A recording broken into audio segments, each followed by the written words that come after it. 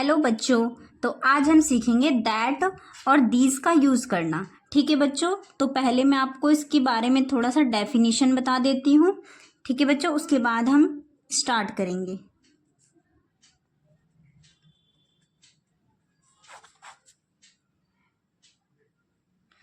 तो बच्चों आज हम सीखेंगे दीज और दैट। ठीक है, वह प्रोनाउन सर्वनाम जो किसी व्यक्ति, वस्तु या स्थान को दर्शाते हैं या उसकी तरफ संकेत या इशारा करते हैं, तो उसमें हम दीज और दैट का यूज कैसे करते हैं। ठीक है बच्चों, दीज का मतलब आप लोगों को पता है यह होता है।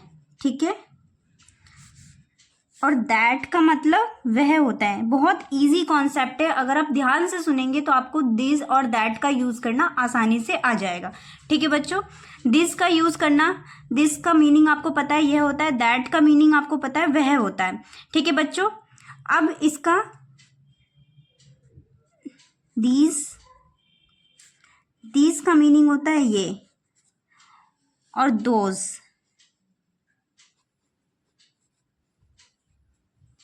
दोज का मीनिंग होता है वे। ठीक है बच्चों, दीज, अगर कोई वस्तु हमारे पास रखी है, ठीक है, अगर कोई वस्तु हमारे पास रखी है तो हम कहेंगे दिस इज अ पेन। ले लो, ये वस्तु मेरे पास रखी है। ठीक है, ये मेरे पास रखी है तो दिस इज माय पेन। ठीक है बच्चों, यह मेरा पेन है।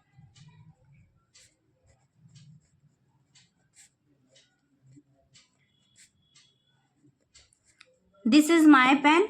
किसी ने मुझसे पूछा ये किसका पेन है, तो मैंने कहा क्योंकि ये मेरे पास पड़ा है। ठीक है, ये मेरे पास है, मैं इसे छू सकती हूँ, और ये एक है तो इसलिए मैंने ये कहा दिस इज माय पेन, यह मेरा पेन है। ठीक है, अब देखो बच्चों, अगर कोई वस्तु एक है, ठीक है, तो उसके लिए हम दिस लगाते हैं। लेकिन अगर यह मेरे पास ही पड़ी है लेकिन एक से अधिक है, जैसे यहाँ 2 है, 3 है, 4 है, ये 2 पेन हैं, तो किसी ने कहा ये किसके पेन है। ठीक है बच्चों, ध्यान से सुनना, तो मैंने ये कहा these are my pen, these are my pens. ठीक है, क्योंकि 2 पेन हैं और ये दोनों मेरे हैं। तो मैंने आपको पहले भी बताया था सिंगुलर और प्लूरल, ये वाली बात आ जाती है। अगर एक है, ठीक है, दिस इज माय पेन, एक पेन है तो this is my pen. But एक से ज्यादा पेन है, 2, 3, 4, 5, जितने भी पेन है, तो उसके लिए हम दीज लगा देते हैं।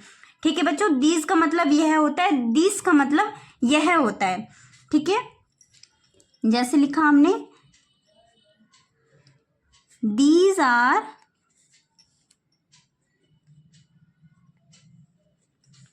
My pens.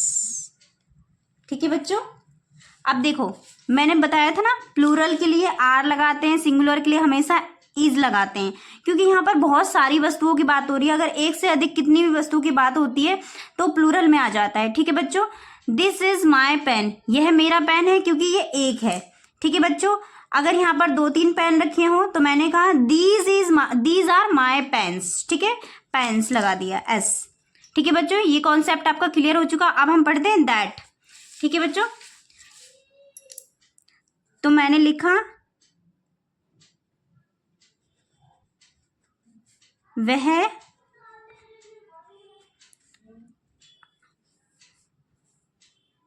आम का पेड़ है। अब आम का पेड़ जहां हम खड़े होते हैं हमसे दूर होता है। ठीक है, जिस वस्तु को हम छू सकते हैं, जो वस्तु हमारे पास है, उसके लिए हम दिस लगाते हैं, जो वस्तु हमारे पास है। ठीक है, और जो वस्तु हमसे दूर है, ठीक है, उसके लिए हम दैट लगाते हैं। जो वस्तु हमारे पास है जिसको हम छू सकते हैं उसके लिए दिस लगाते हैं, दिस। और जो वस्तु हमसे दूर है जिसको हम छू नहीं सकते, ठीक है, हम दूर से बोल सकते हैं कि वह मेरा पेन है। ठीक है, तो अगर दूर से बोला मैंने वह मेरा पेन है तो दैट इज माय पेन। ठीक है, क्योंकि मैंने उसे दूर से बोला है कि उससे छू नहीं सकती हूँ, लेकिन अगर वो पेन मेरे पास होगा तो बोलूंगी दिस इज माय पेन। वो पेन मुझसे बहुत दूर है तो मैं बोलूंगी दैट इज माय पेन। ठीक है बच्चों, ये कॉन्सेप्ट आपको क्लियर हो चुके होगा। वह आम का पेड़ है। जैसे आम का पेड़ दूर है तो यहाँ लिखेंगे दैट। दूर के लिए हमेशा दैट लगाते हैं और पास की चीजों के लिए हमेशा दिस लगाते हैं।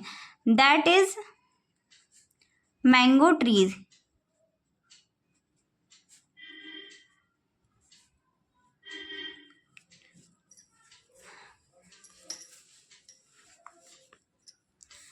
ठीक है बच्चों, ठीक है बच्चों, ये आपको समझ आ गया होगा। ठीक है, दूर की चीजों के लिए हम क्या लगाते हैं, दैट का यूज करते हैं। That is mango tree, mango tree. ठीक है, आम का पेड़ है बट हमसे दूर है तो मैंने दैट लगाया। ठीक है, अगर हम उसके पास हैं, उसको छू सकते हैं, उसको छू सकते हैं तो उसके लिए हम लगाएंगे दिस इज मैंगो ट्री। यह आम का पेड़ है बट वो दूर है तो दैट इज मैंगो ट्री। ठीक है, अब एक से ज्यादा पेड़ हैं, वहां पर बहुत पेड़ है। अगर एक पेड़ है तो हम दैट लगाएंगे, लेकिन अगर एक से ज्यादा पेड़ है तो हम दूज लगाएंगे।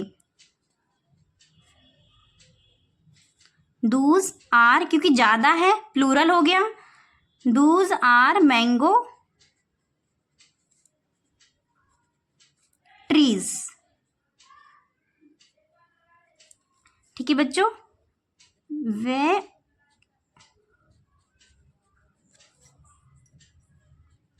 वे आम के पेड़ हैं, क्योंकि बहुत सारे हैं इसलिए वे आ गया। ठीक है, यह मेरा पेन है।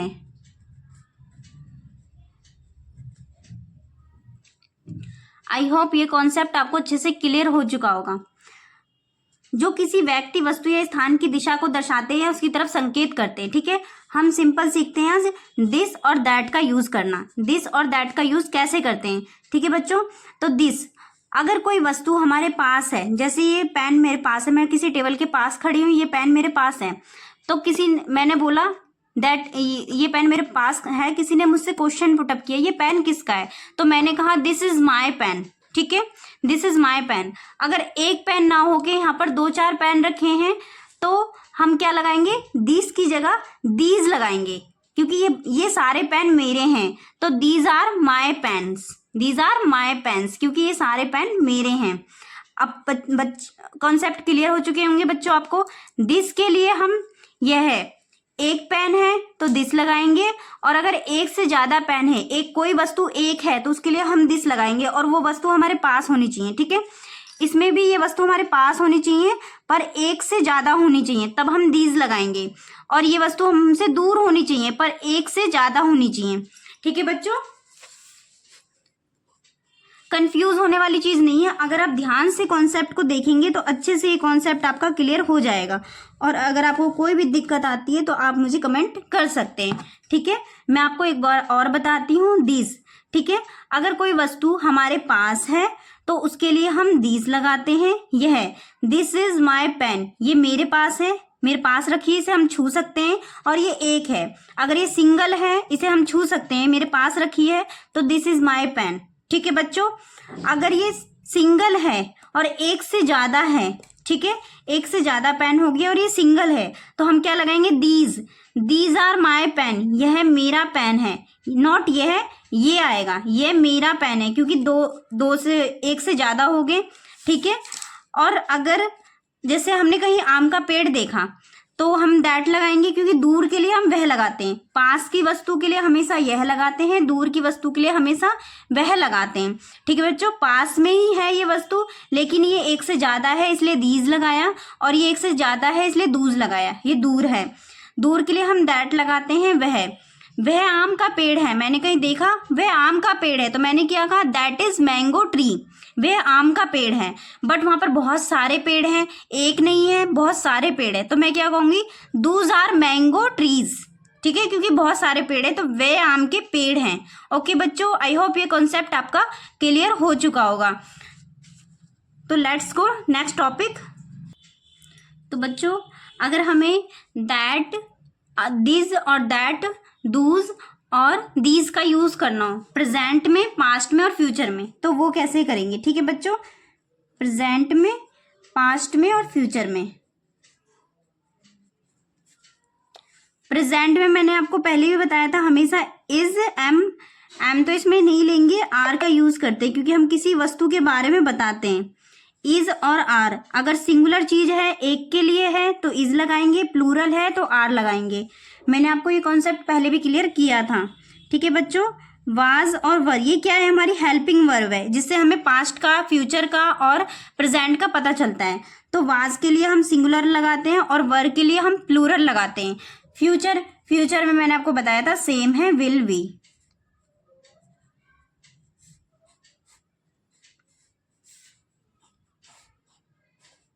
ठीक है बच्चों, आई होप ये कॉन्सेप्ट आपके क्लियर हो गए होंगे। अगर आपके क्लियर ना हो तो आप मुझे कमेंट कर सकते हैं। ठीक है बच्चों, तो इज, आर और वाजवर और विल बी का यूज करेंगे। ठीक है, तो इसके लिए हम कुछ एग्जाम्पल देख लेते हैं बच्चों।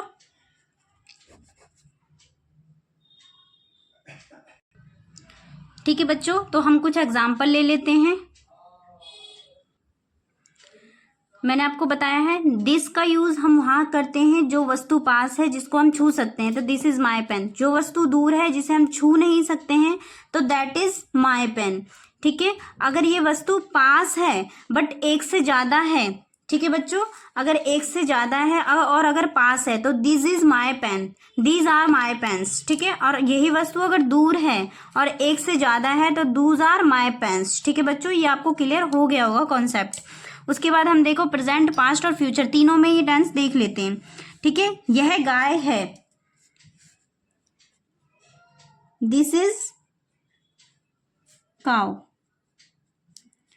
This is cow. वह किताब है, दैट इज बुक।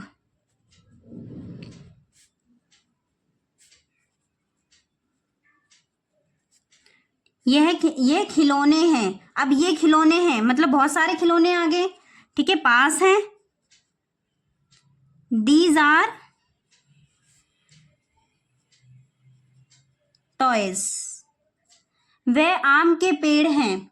ठीक है, वे आम के पेड़ हैं, दूर हैं लेकिन बहुत सारे हैं, those are mango tree.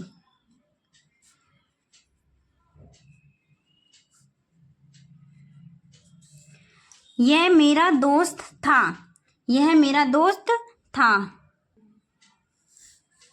This, यह मेरा दोस्त था। तो अब हमारा था आ गया तो हमारा पास्ट का टेंस है। ठीक है, यह मेरा दोस्त था। तो दीज, एक बंदे के लिए बात हो रही है तो these, this was my friend, this was my friend. ठीक है बच्चों, वह तुम्हारा घर था, वह तुम्हारा घर था, हमने किसी से पूछा तो दैट, वह दूर था। ठीक है ना, तो इसके लिए हम लगाएंगे दैट वॉज योर हाउस, तुम्हारा घर था, योर हाउस।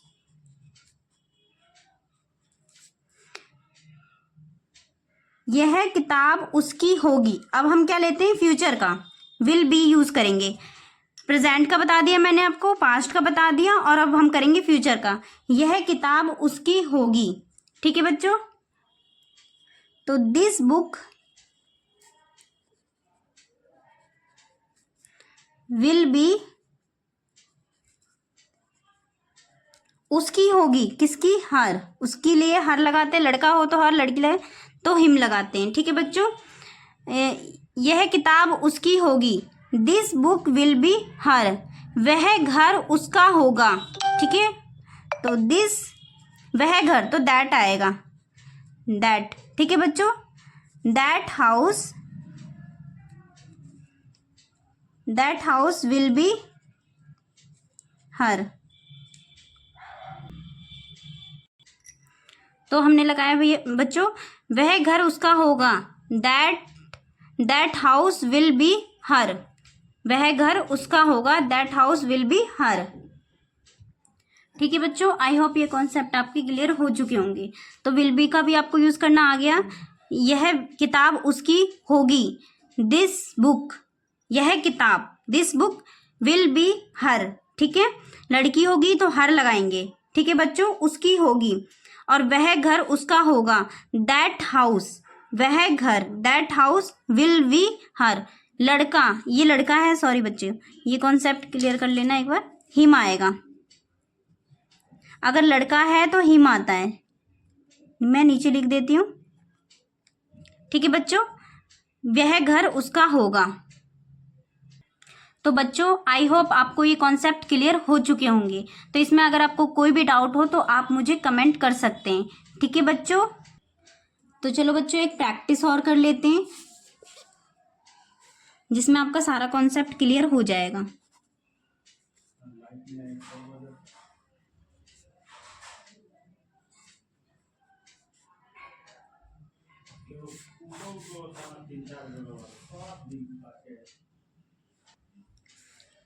तो एक प्रैक्टिस करते हैं बच्चों। यहाँ हमने ले लिया यह किताब है,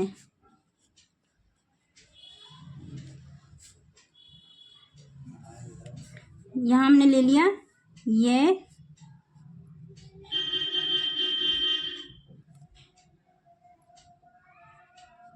किताब है, यह किताबें हैं, ठीक है बच्चों। यह किताब है, यह किताबें हैं। तो मैंने आपको बताया था ना, यह के लिए दिस लगाते हैं, दिस इज अ बुक, यह किताब है, ठीक है बच्चों। अब इसका हम नेगेटिव बनाएंगे, ये सिंपल हो गया negative. This is not a book, मैंने आपको बताया था नॉट हमेशा थर्ड नंबर पे आता है, ठीक है। फिर हम क्वेश्चन पुटअप करते हैं किसी से कि इज दिस अ बुक, क्या ये किताब है। Is this not a book, क्या ये किताब नहीं है, ठीक है बच्चों। अब हम इसका पास की वस्तु का, ठीक है, अगर ये एक से ज्यादा बुक हैं तो हम कैसे लिखेंगे ये देख लीजिए। तो इसके लिए हम लिखते हैं दीज आर, क्योंकि एक से ज्यादा है, दीज आर बुक्स, ये किताबें हैं। These are not books,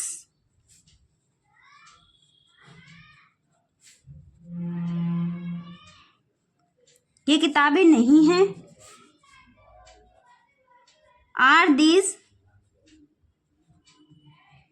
books, क्या ये किताबें हैं। हमने किसी से क्वेश्चन पुटअप किया। आर दिस नॉट बुक,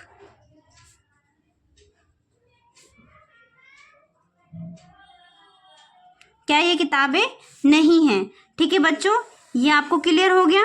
इसी का हम दैट वाला ले लेते हैं, ठीक है। वह किताब, वह दूर पड़ी है तो हमने बोल दिया वह किताब है। फिर कैसे लिखेंगे, that is a book, that is not a book, वह किताब नहीं है। फिर हमने क्वेश्चन पुटअप किया, क्या वह किताब है। Is that a book. फिर क्वेश्चन पुटअप किया, क्या वह किताब नहीं है। Is that not a book, ठीक है बच्चों। उसके बाद हमने लिखा दूर ही वो किताब पड़ी है, तो वह किताबें बहुत सारी पड़ी हैं तो हमने लिखी वह किताबें हैं, ठीक है। तो दूज, दूर के लिए और बहुत सारी हैं तो दूज लगाते हैं। दूज आर बुक्स, क्या वह दूज आर बुक्स, वह किताबें हैं। Those are not book, negative बनाएंगे तो वह किताबें नहीं हैं। आर दूज बुक, क्या वे किताबें हैं। आर दूज नॉट बुक, क्या वे किताबें नहीं है। आई होप बच्चों ये कॉन्सेप्ट आपके क्लियर हो चुके होंगे। और इसका स्ट्रक्चर मैंने आपको बी वर्ब में पढ़ाया था, तो स्ट्रक्चर सबका सेम ही होता है, इसलिए आप उस स्ट्रक्चर को अच्छे से ध्यान देखिए और उसको जितना हो सके आप प्रैक्टिस करेंगे तभी आपको ये चीज़ें आएंगी। ठीक है, तो इसका मैंने simple, negative, interrogative, interrogative, negative सारी चीज़ें बना के आपको दिखाई है। दीज और दैट का यूज़ करना भी बताया आपको कि दीज और दैट का यूज़ कैसे किया जाता है। तो आई होप ये सारे कॉन्सेप्ट आपके क्लियर हो चुके होंगे बच्चों। अगर आपको कोई भी दिक्कत या परेशानी हो तो आप मुझे बेझिझक कमेंट कर सकते हैं। ओके बच्चों, तो प्लीज़ इस लाइक एंड सब्सक्राइब करना मत भूलिएगा।